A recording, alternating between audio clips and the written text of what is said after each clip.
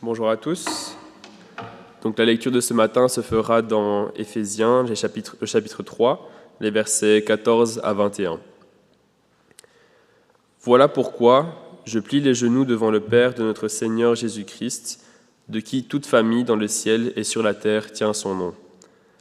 Je prie qu'il vous donne, conformément à la richesse de sa gloire, d'être puissamment fortifiés par son esprit dans votre être intérieur, de sorte que le Christ habite dans votre cœur par la foi. Je prie que vous soyez enracinés et fondés dans l'amour pour être capables de comprendre avec tous les saints quelle est la largeur, la longueur, la profondeur et la hauteur de l'amour de Christ, et de connaître cet amour qui surpasse toute connaissance, afin que vous soyez remplis de toute la plénitude de Dieu. À celui qui peut faire, par la puissance qui agit en nous, infiniment plus que tout ce que nous demandons ou pensons, à lui soit la gloire dans l'Église et en Jésus-Christ, pour toutes les générations, au siècle des siècles. Amen.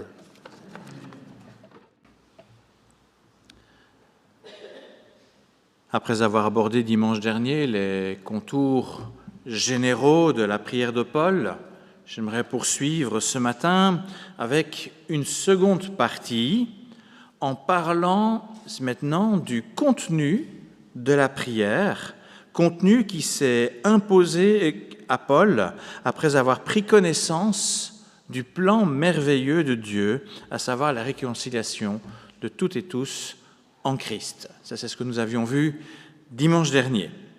Mais avant d'aller plus loin, commençons d'abord par une illustration tirée de l'actualité sportive. Est-ce qu'il y en a qui allument leur télévision en ce moment ? Ouais. Hier soir, moi, j'ai pas pu résister. Il passait là où j'étais en vacances régulièrement, dans la même rue, donc sur la fin de la course, j'ai pas pu résister. Alors, pour celles et ceux qui l'ignorent, ces 2 derniers jours, il était possible de suivre le Tour de France avec une finale dans le lieu mythique bien connu de l'Alpe d'Huez. Bien connu, bien sûr, des cyclistes. La route principale, qui a été empruntée vendredi, est connue non seulement des cyclistes professionnels, mais aussi amateurs. Vous allez en été, cette route, elle est remplie de vélos. À vélo, cette montée est redoutable, parce que dès les premiers mètres, elle vous rappelle combien la montagne est haute et exigeante. Si au pied de la montée, le cycliste se met à visualiser tout l'effort qu'il devra produire pour arriver au sommet, à l'Alpe d'Huez, 1850 mètres, en partant de la vallée, c'est haut. Si vous commencez à visualiser ça, mais très vite, ce cycliste va se décourager. Alors pour l'encourager, il y a des panneaux numérotés qui ont été installés tout au long de la route. Un par virage, avec un par tête d'épingle, avec le numéro du virage. Comme ça, vous savez à peu près où vous êtes dans la montée. Alors, même si l'objectif final est après les 21 têtes d'épingle, la personne sur son vélo pense plutôt au virage suivant. C'est par expérience que je vous parle. On pense au virage suivant pour se motiver. Allez, encore une ligne là. Et on ne regarde pas jusqu'en haut, ce n'est pas possible. Et c'est ainsi que, tournant après tournant, il arrive finalement au bout du parcours, et là-haut, quand bien même il aurait fallu des pauses à certains virages pour reprendre son souffle, quand bien même il y aurait aussi des moments de doute entre 2 panneaux, il y a au final de la joie et de la fierté, en plus d'un paysage qui, à nouveau, va vous couper le souffle. Eh bien, la prière de Paul se présente, elle aussi, comme une route montante avec ses virages pour arriver au sommet, à l'objectif final, L'apôtre décrit le sommet en ces termes: être tous remplis de toute la plénitude de Dieu. Ça, c'est l'Alpe d'Huez de Paul. Autrement dit, cela signifie vivre non plus selon notre vieille nature, mais être complètement renouvelé pour vivre pleinement à l'image du Christ, avec sa pleine présence et efficience en nous. Paul sait que cela n'arrive pas ainsi. Nous avons besoin de passer par différentes étapes pour atteindre ce sommet. Cela ne doit pas se faire comme un effort personnel tel qu'on pourrait le faire à vélo. Non, ces étapes-là, elles nous sont données par la grâce, raison pour laquelle il y a la prière. Si on le faisait uniquement par nos efforts, on n'aurait pas besoin de prier pour cela. Mais Paul prie pour que Dieu nous donne la grâce d'arriver étape par étape. Et je vous propose de structurer mon propos en suivant les trois grandes phases, trois étapes principales, telles que Paul les propose dans sa lettre, pour que l'Église arrive au sommet. Alors, si je parle de l'Église, c'est parce qu'il ne faut pas l'oublier, la prière ici est écrite, la prière de Paul est adressée au pluriel. Et c'est bien donc à l'ensemble de nous qu'elle est adressée. Et donc à tous les membres de l'Église, non comme une compétition, comme on a pu le voir hier ou avant-hier à la télévision, mais où ce serait chacun pour soi.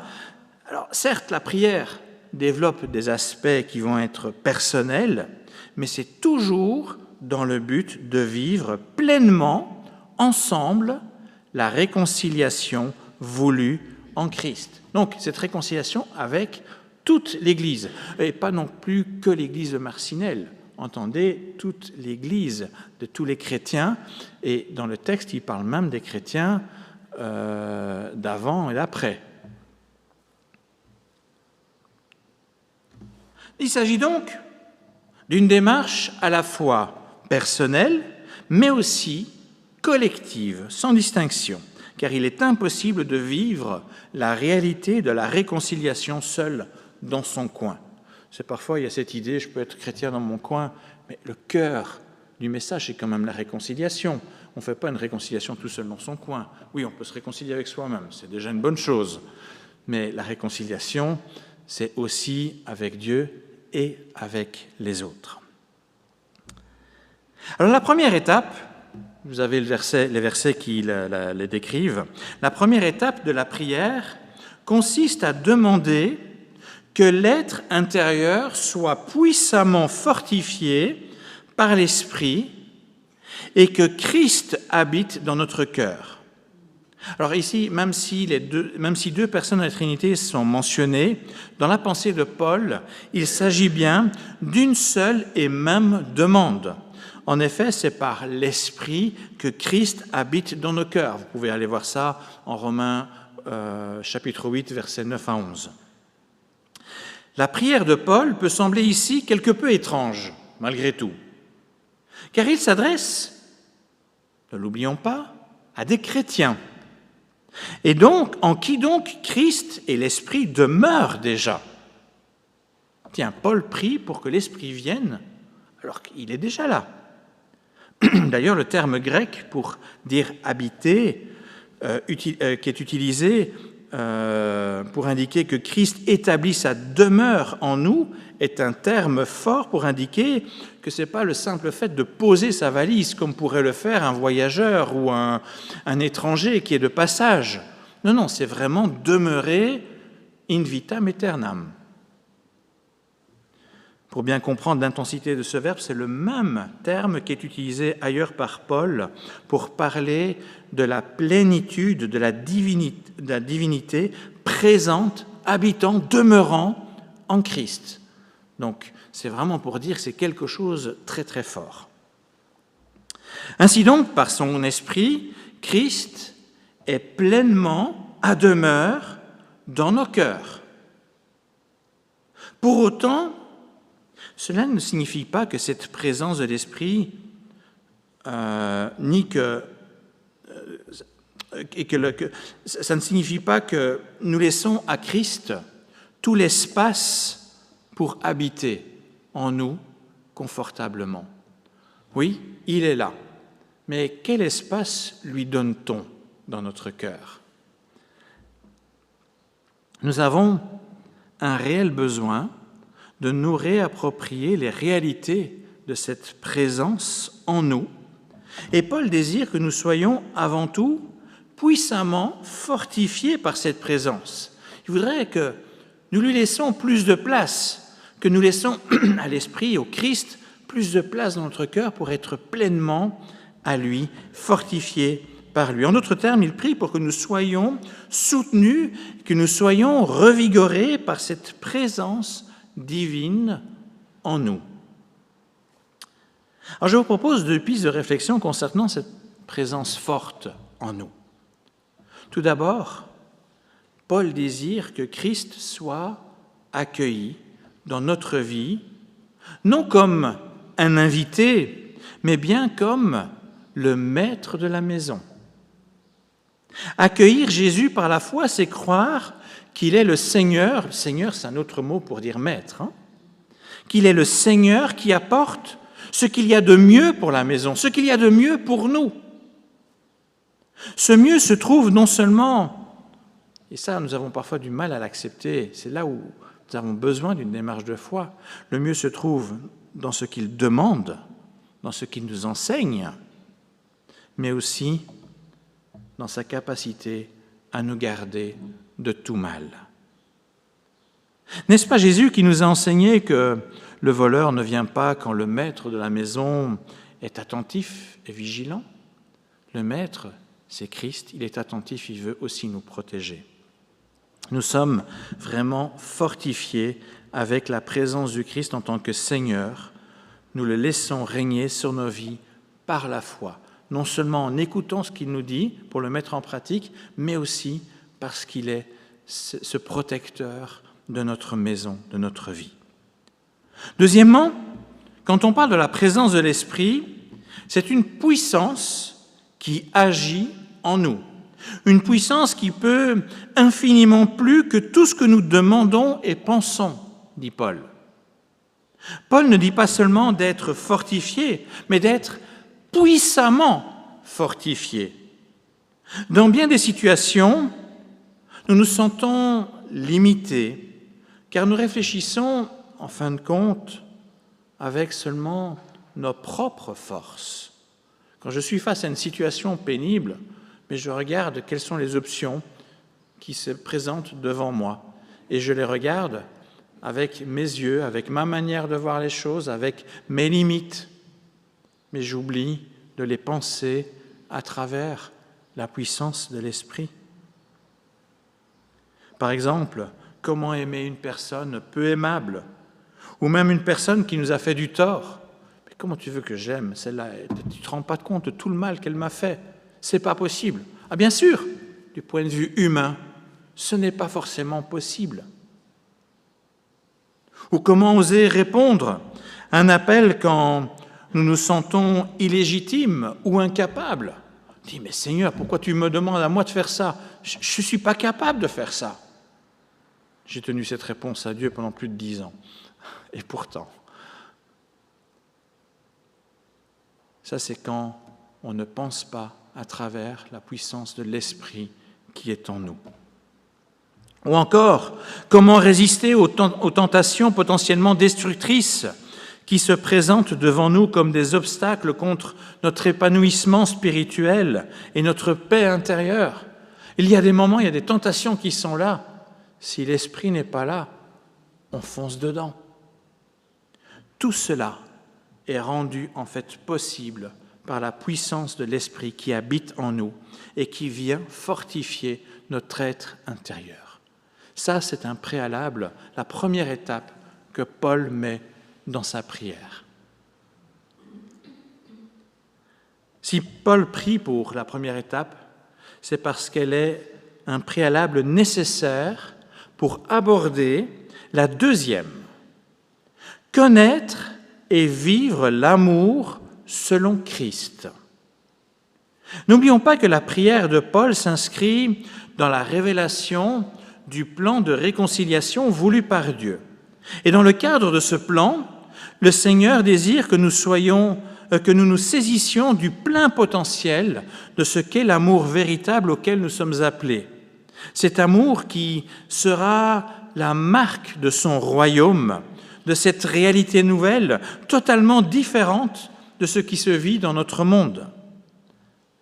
L'amour de Dieu, l'amour que Dieu désire pour l'Église, est tellement plus que ce que nous appelons amour dans notre société.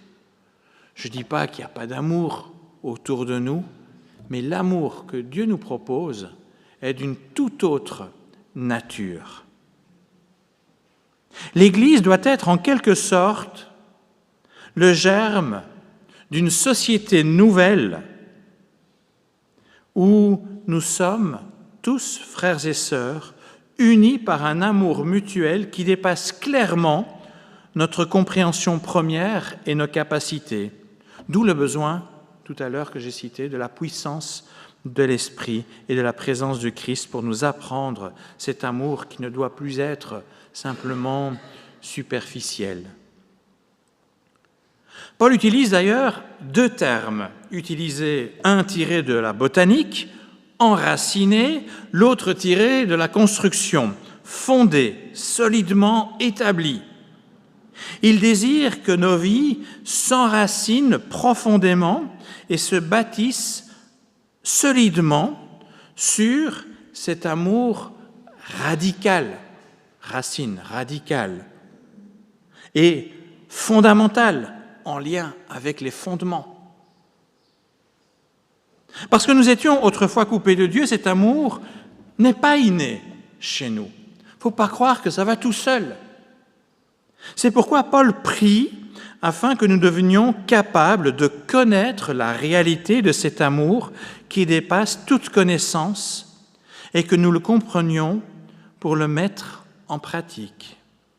Ce que notre société appelle amour est une réalité somme toute assez étriquée et généralement très centrée sur nous-mêmes. Nous aimons ce qui nous apporte quelque chose, ce qui nous rassure, ce qui nous fait du bien. Mais ce n'est que très rarement un amour purement désintéressé. L'amour pour lequel prie Paul est un amour qui dépasse plus que largement ces limites de l'amour un peu étriqué que nous connaissons habituellement. Il intercède en demandant que nous comprenions quelle est la largeur, la longueur, la profondeur et la hauteur de l'amour du Christ, l'amour modèle par excellence. Alors bien entendu, Paul utilise ici comme figure de style une illustration géométrique volontairement exagérée, puisqu'il va mentionner jusqu'à 4 dimensions quand l'espace n'en comprend que 3. Alors plusieurs biblistes ont tenté de donner une interprétation à ces 4 dimensions données par Paul. Je crois qu'il ne faudrait pas trop spéculer sur cette figure stylistique, mais j'ai quand même apprécié une citation qui a été donnée par John Stott, et donc je vous lis cette citation. « Pour ma part, dit-il, il me paraît légitime de donner un sens à ces dimensions. L'amour de Christ est large pour embrasser toute l'humanité. » Et il rajoute dans son texte, par exemple, c'est le contexte du texte, juif et non juif. Je le dirais aussi, mais sans discrimination aucune. Il est large pour vraiment accueillir sans discrimination aucune. Assez long pour durer éternellement, assez profond pour atteindre le pécheur le plus vil, assez haut pour nous élever jusqu'au ciel. C'est un amour qui résiste à toute tentative de division. Il est donc le modèle vers lequel tout chrétien est appelé à tendre avec l'aide de l'Esprit en lui pour vivre le projet de réconciliation. Quand nous rencontrons des difficultés avec une personne, quand nous sommes déçus ou en colère, Ça arrive. N'oublions pas que l'objectif de Dieu est de tout réconcilier en Christ. Il désire que nous vivions ensemble avec amour. Devant cet objectif, nous comprenons assez vite combien nous avons besoin de prier pour son aide afin d'avancer avec lui dans cette direction, parce que ça ne va pas aller tout seul pour nous. Nous avons tous des personnes avec qui cet amour ne va pas de soi, y compris parfois dans l'Église. Cela provient par exemple des différences. Ça peut être des races, origines, cultures, âge, genre, etc. Ou par rapport à des attitudes passées, des blessures ou un caractère de quelqu'un qui est un peu compliqué. Même si le modèle de l'amour du Christ semble trop large pour nous, croyons que la puissance de l'Esprit peut agir au-delà de ce que nous demandons ou pensons pour nous faire connaître et comprendre sa réalité et sa beauté. Comme le dit si intensément l'hymne à l'amour en 1 Corinthiens 13, vous connaissez bien ce passage. Un tel amour dépasse toutes les connaissances du monde. Finalement, le sommet vers lequel Paul veut nous amener, par la prière, c'est que nous soyons tous remplis de toute la plénitude de Dieu. L'apôtre prie pour que nous soyons transformés petit à petit, pour que Dieu soit de plus en plus une présence naturelle en nous, avec de moins en moins de résistance de notre vieille nature, notre ancienne nature pécheresse. Il désire que, dans la réalité d'une réconciliation, non seulement avec les autres, mais aussi avec Dieu lui-même, toute notre existence soit façonnée par la présence de son Esprit agissant en nous. C'est ni plus ni moins qu'une transformation radicale, au point que tout en nous soit témoignage de Christ. Certes, le sommet est élevé, mais c'est bien là le projet de Dieu pour nous. Projet pour lequel Paul est émerveillé et pour lequel il se met directement et avec beaucoup d'empressement en prière. Paul désire que la perfection de Dieu se voie toujours plus dans la vie des uns et des autres appartenant à l'Église chrétienne. En approchant cette perfection, en approchant petit à petit ce sommet par notre transformation intérieure, nous découvrons alors un paysage incroyable, une fenêtre quelque part sur le paradis, sur le royaume voulu et préparé par le Christ pour nous. Plus nous avançons sur le chemin, plus, en fait, nous serons encouragés pour aller plus loin avec ce que nous allons voir, encouragés plus loin afin de goûter à cette plénitude de Dieu en nous. Parce que cette plénitude est douce, est belle, est agréable, elle est bonne à vivre. Alors pour terminer, je reviens à une image donnée en introduction. J'ai parlé des 21 virages qui conduisent à l'Alpe d'Huez. Quand nous arrivons là-haut, nous sommes évidemment heureux, mais plus encore, nous sommes aussi récompensés par une vue extraordinaire sur un paysage sublime, impossible à contempler depuis la vallée. Le plan de Dieu dans les Écritures nous révèle les différentes étapes qui se présentent comme la construction d'une route menant vers le sommet, vers le ciel, c'est non seulement un plan de réconciliation pour permettre un chemin entre la sombre vallée de la mort et le ciel, mais aussi et surtout un plan pour que nous contemplions la gloire incroyable de Dieu. Gloire dans son amour, gloire dans sa sagesse, gloire dans sa puissance. Il est donc logique, après une telle prière de Paul, qu'elle se termine par une doxologie. C'est un gros mot, ça.